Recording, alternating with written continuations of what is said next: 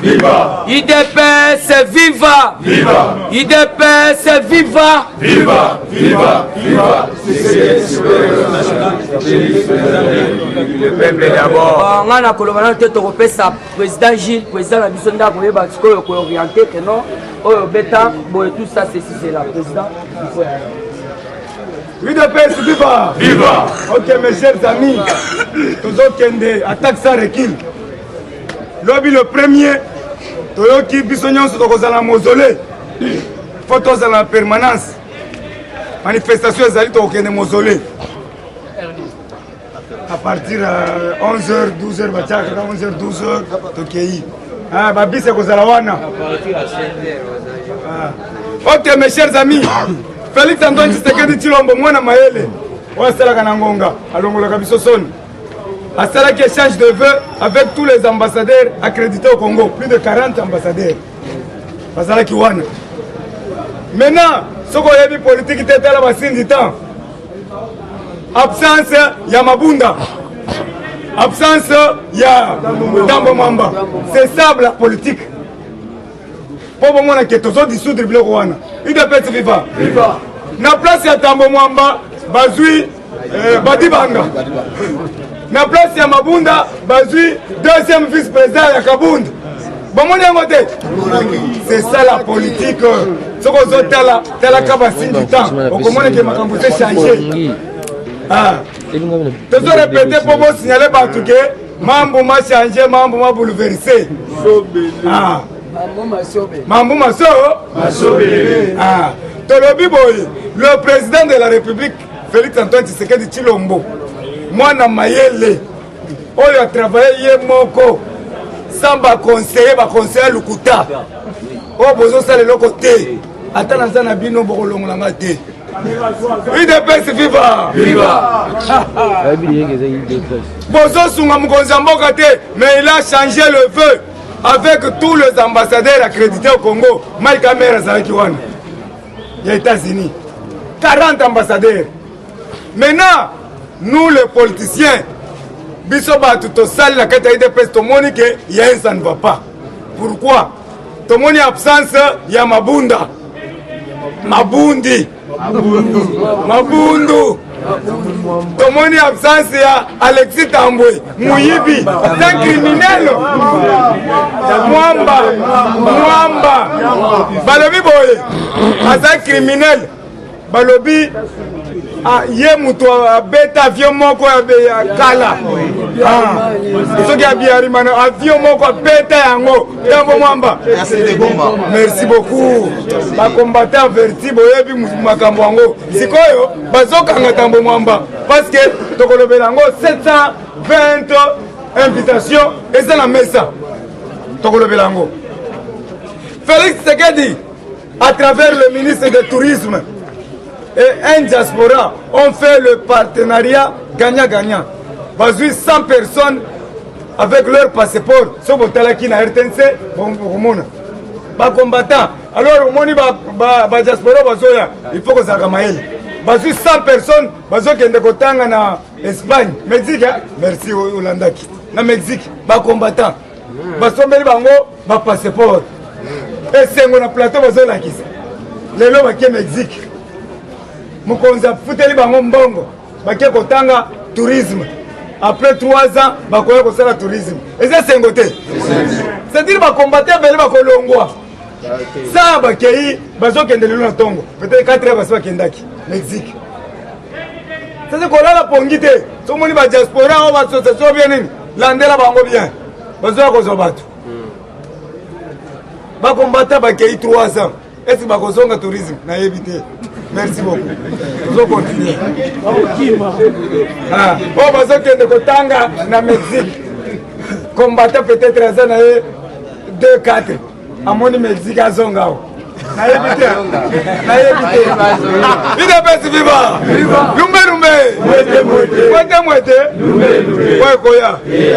Boki, Félix Antoine Tshisekedi Tshilombo, lobby a sali réunion, il y a défense supérieure. N'a pas général tout. Conseil supérieur, il y a défense. Azaraki, nani oyo nani général Célestin Mbata azalaki wana mbala toute la police bazalaki wana balobi apesi mitindo okomona je ezali sute na nzela ayebisi bango clair tracasserie nazoyoka makambo ba tracasserie banani nalingi à partir ya lundi nayoka son on n'a pas le temps à perdre ndeko zala mayele oyo na ville lata ni papa ya bien soko lati pa nani na babouche okeka nyama kasese keko sala biso bilanga ida pesi viva. Ok mes chers amis, olenga nkoi olenga nyao olenga mbwa pourquoi na lobi bongo biso tozo take muto azo kotake biso namoni ye ke pa mukuna ake komena se mukuna o mukuna na ye tia na se na ndenge nini yo nani yo zaya soki sensa ya bavoyou esila pe pouvoir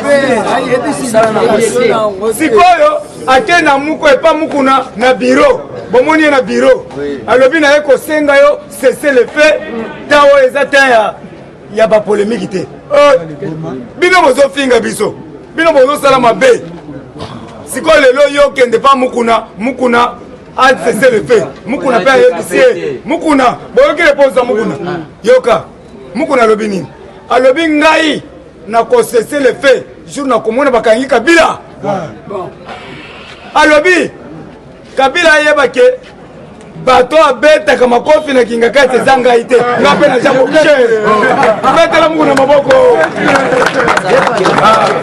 ida pesi beba alobi boye nazo repete yango mukuna alobi clair alobi abetaka bamosusu na bajakari ngai te ngai naza mpe anche boxer asakani na kobete makofi tina niveau mukuna komi koloba wana c'est-à-dire c'est plus pire alobi nzambe ayebisi ngai bakanga Kabila bakanga Boshab bakanga bato nyonso basali ba crime contre l'humanité.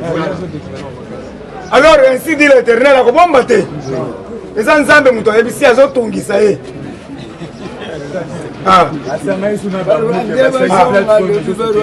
boke basangani na bamoki ya banani basali plateforme ya monene qui soutient Faci basengi so boyoki Fayulu azosenga na Macron ya ko solliciter biso toyokana na Faci nalingi na travail bomoni yango te pas question maboko na biso eza santé asengi azosenga dialogue Macron boloba nalingi na travail te nzale kobeta yo. Ok mes chers amis, boyoki publication ya au conseil au commissariat des Nations Unies balobi to anani ekomi na 4%. Bolobola ndenge yango ti Félix depuis akonti na pouvoir bato akufaka te bato wana Nations Unies a publié alobi le président le plus aimé au monde bato akufaka te bamarche eza pacifique, 0 mort 0 gaz 0 arrestation betela Félix maboko sikoyo bango babanda kopousse Félix amenase aboma batiaki bakali na bastade toboma biso tozo échappé tozo respecter droit de l'homme. Et puis États-Unis asepelaka na moto de respectaka États-Unis respectaka droit de l'homme parce que États-Unis alobi biso topesaka nde mission na mutu mission na biso ekosila na 2050. Est-ce que vous avez c'est-à-dire Félix akosala 50 ans tokobima mandefu ya pembe awa ndeko na ngai so okela lamuko kosouffrir makasi yaka kotoyo toluka ta boulot tokanga toluka boulot ida pesi viva. Ok mes chers amis, merci délégation ya Michel ya ce pays bato nyonso bamoni yango bazali awo TPI tribunal pénal international baye na 720 invitations en commençant par le tueur de Désespère. Sikoyo, qui était le commanditaire de Désespère?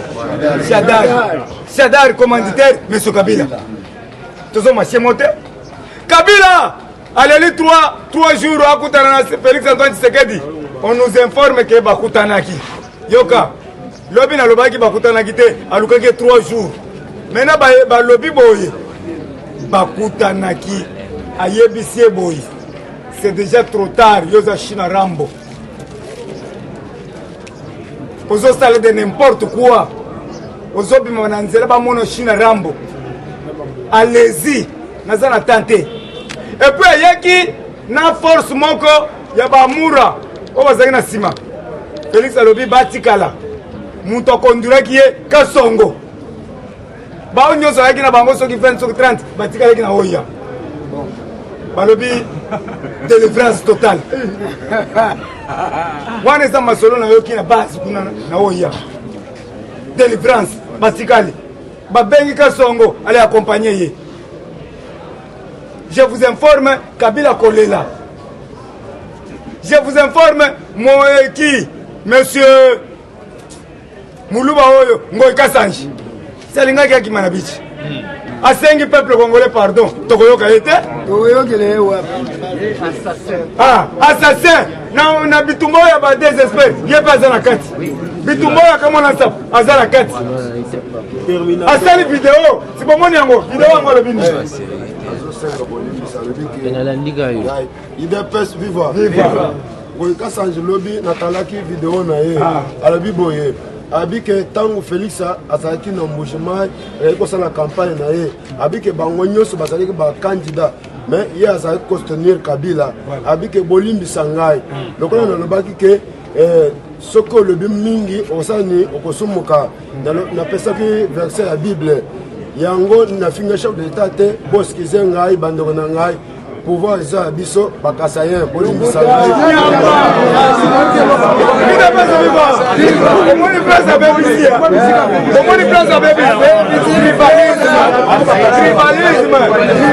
pouvoir na biso pouvoir oyo eza ya kasayen te pouvoir oyo eza ya mokongo moluba motoyili nyamulenge peuple congolais très faux po soko tali bilongo nyonso bakumisaka tala kende na bakongo okomona ke le vrai combattant baza na bakongo tiela mwanda boma matadi basakanaka te blague eza te awa bakombata komene toza na blague kende matadi tiela mwanda okomona ke bakombata songololo merci beaucoup okomona bakombata osakani moro te frappe ya kosakana te c'est-à-dire match eza kitoko. Merci beaucoup à Jean-Marc Kabundo oyo asali makambo ya minene na centre nganda esila kilobi na Augustin Kabuya awa siko bientôt tozokende na congrès tokobimisa kaka parti président ti mokolo nyonso masi akoya ndeko na ngai 2023 tozobanda recensement élection eza te recensement ekobeta 5 ans na 5 ans monga fula ekobeta 3 mois Chango ebeti 4 mois. Mukunga kobete 7 mois. Sikombo jimai. Yaya. Mayele kaka na gilet tutokata mandefa pembe. IDPS viva. Viva. Foto kotika pouvoir timu koleso masia kosa nini. OK, histoire ya monsieur Yuma. Bientôt Yuma azokende kwata na mu. Histoire na ye bato bazwi yango ezali États-Unis d'Amérique. Balobi Yuma ateka Iranium na Moïse Katumbi. Na Moïse c'est un problème. Le commissionnaire numéro 1 c'est Moïse Katumbi. Atamboli tina ba États-Unis ba yebisie yoza mukangana. Alors, na minute oyo, on a lancé une opération mixte na kati ya marché économique. Pona kokritisa biloko. Ministre na batu na yebe zokota pona kotala ba prix biloko zokita toza la patient Fati Mokonzi Fati Beton to soutenir ye soko moni biloko zomata ezaliki guerre ekokita même dollar ekokita toza na kata guerre soko tuni batu na Angola bazobenga biso balobi awa moyen zate hausse de prix kawa kosakana te na Angola na Rwanda kawa kosakana te mais biso awa toza mwa bien bobenga Angola, bobenga Rwanda, bokoyoka ke kao ya kosakana te. Alors mes chers amis, tozotika pe ba mususu, mbule beti, malembe tozo kende. yaya beta biloko oyebi ke Flori Mbouya tuni yo IDPS viva! Viva, viva, viva.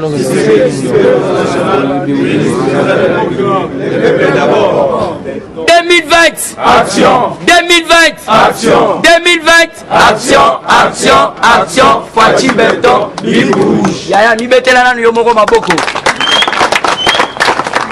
Awa actualité eza bien. Actualité eza bien pourquoi Fachi abanda ke na bango malembe na bloc. Ti omoni sikoyo aye kozwa bango moko. Wopo Shadar ya sali eza ba popo eke créer ba makambo ebele. Koloba kaka keno soki Albert Yuma kutana likambo ya mabe biso pe perdre toko déstabiliser mboka à la portée de tout le monde. Mais ali ba propos incendiaire et puis alakisi que 18 ans na bango bazalaki kaka na mutema mabe. Sikoyo ye wana sikoyo na minute oyo ye abandaki koloba keno Kisekedi banome ye epa Kabila ba Martin Fayulu batamboli basilisi ba dictionnaire nyonso tu ya français pantin placebo lelo bango moko ba comprendre que Fachi nde aza ko gouverner boko comprendre pourquoi alobi 2020 eza année d'action parce que d'action il faut yeba action nini pour belé bazo zelala action akolia mais ça peine action na ba otobengi principale réforme. Donc Fachi azana face à la réforme belé oh Alandi Jean-Marc na minute il faut aller à Kosepela. Jean-Marc a déjà a programmé déjà des missions na ye. Wana zali retomber à centre nganda kuna. Alors balobi boye Jean-Marc a kokende lisusu kuna na assemblée te. Kaka Jean-Marc a pété balobi même les élus de PES. Bako participer te. Il faut balongo misikle wana. Oh mokonza mboka yebisi biso peuple. Alobi ke ngana na tali bien na sali obstacle kuna na assemblée bozande na ba ennemi. Oh balingi bino bazate bango surtout baza ba ennemi. Alors na mois de février peuple congolais ko sepela po ba ennemi wana ba kozala chasser. Yango no yoki Jean-Marc eloko liboso ko sala il faut na noa longwa kuna ba eli na biso pe balongwe. Ona ya ebisaki bino ke otobengi ina fête ya papa Kyungu. Bango bazali déterminé. Basala qui même marche. Balobi biso tozozela muto nyonso tu akosakana na mokonzi mboka. Tozali sima mokonzi mboka, tozali ko attaquer nyonso tu aza ko attaquer. Et puis papa Kyungu ake plus loin. Alobi que non tous les élus di Katanga tolingi komona bango te banyata lisusu makolo na bango kuna. Alors yo en tant que combattant peuple congolais, yeba ke parler du peuple ezalaka na maboko na yo. Soko sombi kadena toke il est 15 to bloqué to akota ozalate. On a minute oyo Fachi il faut dissoudre yango. Ceux qui ont moni Sénat américain bazolo bakeno ndenga zana il faut se détacher. Alongola batuana. Après ça pour le moment est arrivé. Batobele bazolela. Pour crise oyo ezana mboka eza Fachi muto akotisa ngote. Bango moko bato peuple wana ba votaki po Fachi ayebisa na biso clair na campagne na ye. Bo voter ngai bo voter nga déjà na za président mais bo pesa nga bato na osana bango musala tellement que bato ba comprendre ki te bakenda voter pour na polo pour na tembo pour na mbongo stade bato bino bo voter voir même papa Molière o bino bolanda nga landaka eta papa Molière yawa alobi na posani koyebisa bino candidat présidentiel nanga na tongo nango tomoni papa Molière ngumba melika bino lelo nda ko comprendre bato nyonso tu wana biso to landa bango te pour comprendre ce qui fait à Panzibo, mais bango moko bakomi ba chômeur. IDPS viva. Yangono yoki ba eli na bisope. Il faut basala to bengi ba démissionner na bango moko balongwa. Alors eloko wana ndeko aider mokonza mboka mbala moko que non a dissoudre pour déjà crise eza. Crise eza déjà na 4 assemblée yaya kosala bajete bato wana baconduire faci inane oye moko alobi ke non UDPS viva alobi ke bango moko bayebisinga ke nous subissions des pressions ya tosala mosala no ndenge elongobani te preuve eza wana bomoni bachantier oyo tobengi ya sorte de mouton wana ezali etelemi mokonzi ya mboka lelo akozala na pompage bakoinogire na mbudi na pompage. Ok, mes chers amis, bato pompage bazala lelo inauguration ezali ya pompage wana lelo na ba 12 heures na lundi na kosaka te na lundi lelo na 12 heures bakoinogire yango.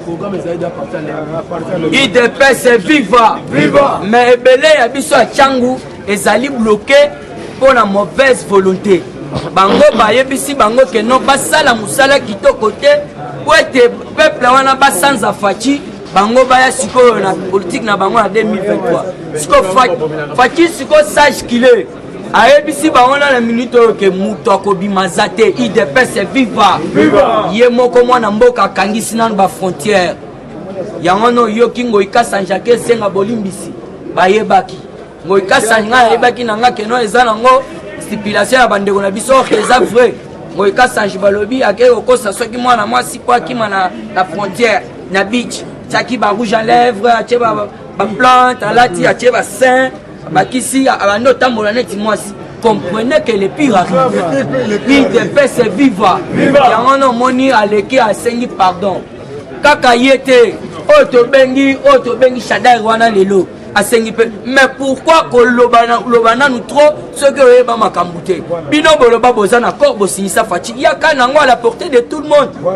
faci ayebisa bango na est que non accord nga nazwi epa Kabila na sécuriser ye na babien na ye eza bato wana te alors soki bino boza na corps mosusu nga nayebi te boya na media bobwandire yango à la portée de tout le monde yango na moni bango bayebi ke mwana mai na minute oyo bazobatela ye alors kobatela ye bato wana bainduire ye na erreur yango na mona pharaon bamauvais conseiller na ye atikaki déjà bana Israël parce que bamauvais conseiller kaka tolanda bango baya kosalela biso misala babomisa pe même na pharaon nde eloko balinga basala Kabila comprenaki déjà que non atiki ne makambo bokonzi po Kabila aza na posa bokonzi te papa mutu apesi baarmoire nyonso tu epa faci siko mutu wana kozongela su bokonzi ndeni omweke akufi baboti ye lisusu mais siko mutu wana baconseiller na ye bato wana nde batindaka ye balingaka ye azonga ye pa ayebisa bango il faut tolanda politique du jour ordre du jour ya wana président alobi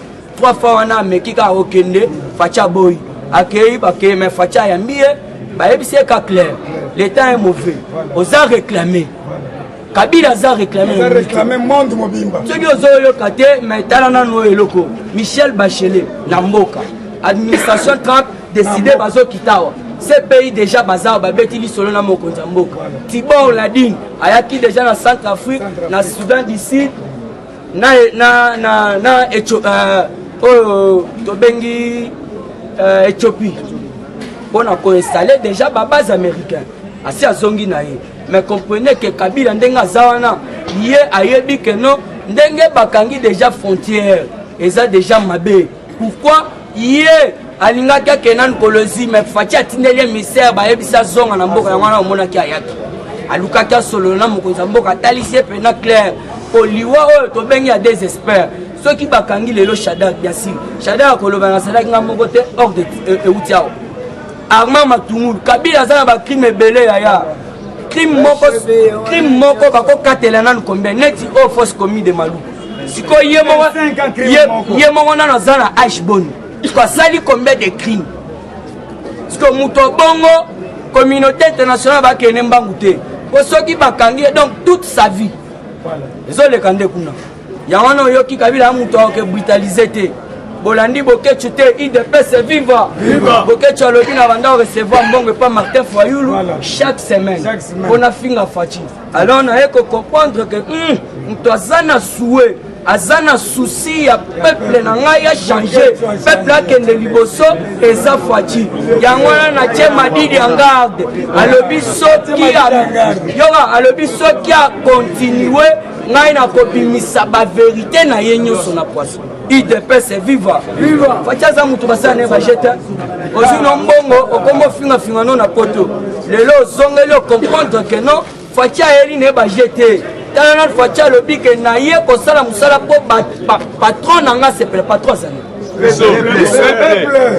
lobi bapatron na nga bazozela nasalela bango mosala kitoko basepela sikoyo yo koleka olobi faci boye me bato yo banda olanda bamartin fayul sor na bango eza pena minute po martin fayul alaki député ya kabila wana tobengi muzito azalaki mpe premier ministre ya kabila nde moto to olanda nga okote na olanda moto nano atikala kofanda na kabila te po félix abimaka na ye na 2011 papa kisekedi ayebiseke no mwana na nga kokende babiloko wana te atika mbongo me yo madidi obanda olanda ye atie moto azozwa mbongo chaque wana aza susi ya mboka ata bombole mpe abakisi alobi boye me nazokomprendre te soki azokontinue kaka na peuple na monoko 40 000 $, azwa mpo atrahir nga avote ndeko na ye oyo tobengi kimbuta ezalaki mpona kotrahir peuple te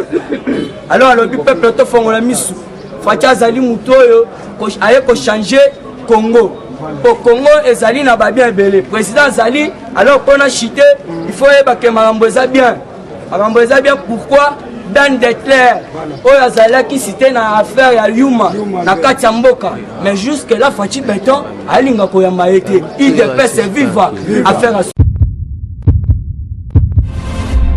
Eshima, votre magazine qui bat au rythme de l'actualité. Une réponse à vos besoins en information, un éclairage dans divers domaines. Impartial, documenté, instructif. Eshima au cœur de l'info. Retrouvez la nouvelle édition.